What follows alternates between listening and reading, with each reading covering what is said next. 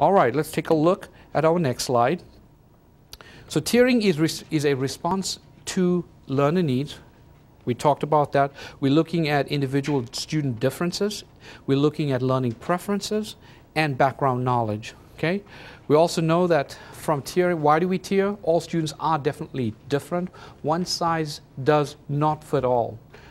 If we are still in that mode of thinking, working toward that center 66% of our bell curve, we're in the wrong business. One size definitely does not fit all, and tiering offers a way to work on both sides of that bell curve. Differentiation provides all students with greater access to all of the curriculum at their level. So, listening in tonight, this afternoon, what words or what phrases or images come to your mind in class today? What do you, when you think of the word tiered instruction, tell me what comes to mind.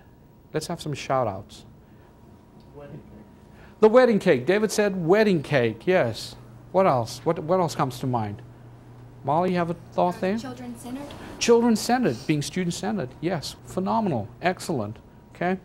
So what can be tiered? I just want you to know that you can tier your assignments, you can tier activities, centers, learning contracts, which I will talk about, assessments, materials, experiments, homework can be tiered as well. So, you know, you can tier all of these different things. The next slide just talks about, on the left-hand side, I put that in blue for you to understand that you need to start to tier where students are at, not where you are as a teacher.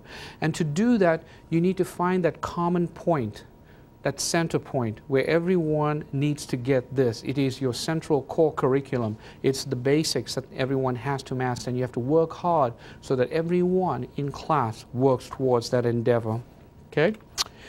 And again, in this level, I just want you to understand that it is multiple pathways. And when you're tiering for students who have some understanding of the concept, some who are struggling with the concept, and some who understand the concept. I want you to take a look at the bottom of that slide. It's pretty interesting. Notice when I stood there and I did my jitterbug to the left and the right. When I went to the left, that was we're reaching back. When I went to my right, we're reaching ahead. And that's your advanced learners, and that's your slow learners. But you always start at the center and you move that way in both directions, okay? In that way, you have understanding of what the common experience will be, or the common language, or the common lesson objective that needs to happen. Basically here, same thing. You're going to group your students according to tasks, group 1, group 2, and group 3, different abilities, different groups, and you have this PowerPoint slideshow handout, so feel free to go back to it. I know I'm moving this along. Here's a piece that I really want you to seriously think about. The question I have for you folks is, do you engage your students in respectable work? And let me define respectable work. They must have 3 things. Number 1, it must be interesting. Number 2, it must be engaging. And number 3, it must be challenging. Yes, there is so much of research out there on time on task. And let me tell you the real story about time on task. Time on task, according to research, says the more time you spend on a particular task, the higher the achievement. My question to you is, today, is time on task might improve achievement, but time on what task? What is the quality of that task? How engaging is that task that you put students? You could have a student who's just completing work mindlessly, who's not finding value in what you're doing, who's not engaged in what you're asking them to do. They're just becoming, I call that conveyor belt thinking. You're just putting them on conveyor belt, and it's like products. Yes, and here's a stamp, you get a stamp, you get a stamp. And that's not the intention here. So I want you to rethink respectable activities when you tier, and get them engaged, get them interested, and find that challenge for them. Okay? Here it is also in a different way for you to look at on your slideshow. You need to adjust that task. Notice left and right, you've got to adjust, moving either left or to the right, but you have to start at the center, and that is where everyone has to master that particular skill.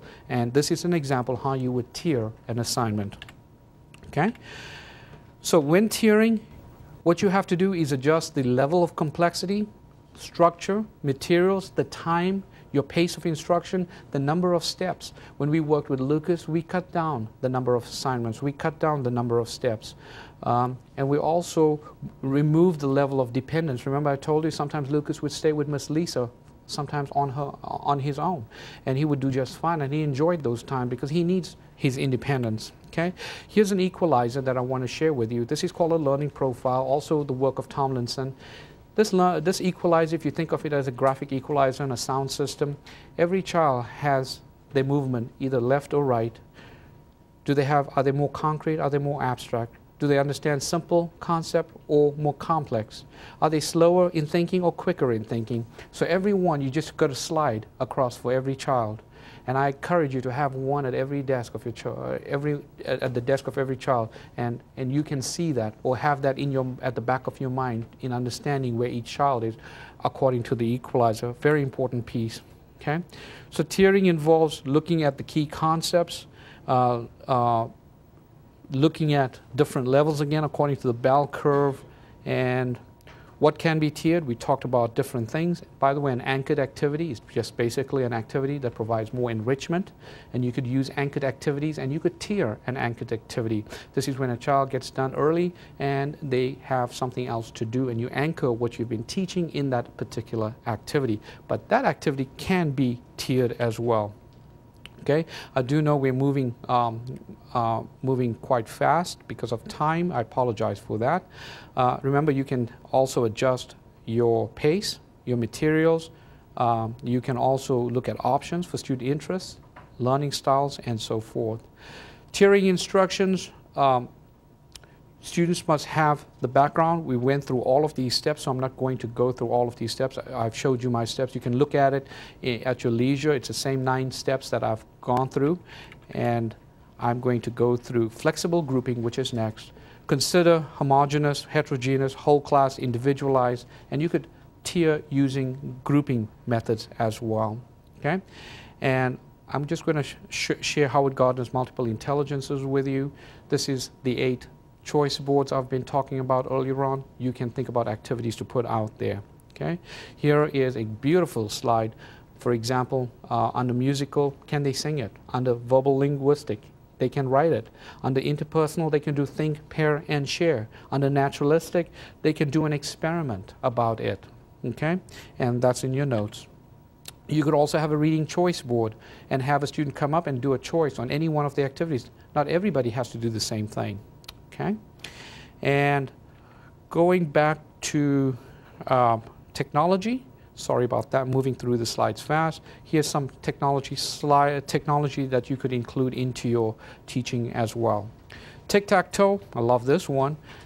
Draw a picture, dress up as your favorite character, write 2 paragraphs, and they can get a choice. And you could turn this into a tic-tac-toe lesson. Cubing, 6 sides to a cube, each side's like a dice. Describe it, compare it, associate it, analyze it, and you get them to roll it, and whatever shows up, they will do. Okay? Something else you can think about in your lesson plan, if you're going to be hungry tonight, like I will, you can look at it as a dinner menu. You start out with a starter. Here's your entree. Here's your side dish, and your dessert is going to be optional, like it is, so they get a choice in there. Okay? And moving right along, here's a copy of a learning contract. Students will just check off a contract, and that's where we are with the contracts. And here's some, in summary, you need to know that what is fair isn't always equal, and differentiation gets us away from the one-size-fits-all approach to curriculum and instruction and doesn't fit anyone. And in closing, Lucas had a fantastic time with inclusion, and he had a phenomenal experience with progress monitoring, and it did work. Thank you for your time, and take care. And if you ever need more information about tiering, feel free to contact me. You have my contact information. Thank you. Thank you so much, Dr. Zaf Khan. Thanks also to the MTSU education students who joined us in the studio today. I'd like to remind our site facilitators to please have today's participants complete session evaluation forms. We encourage our cable and webcasting viewers to give us feedback by completing a form online at www.mtsu.edu/ITSC. You may also download a copy of the PowerPoint slides that went with today's program by visiting our website.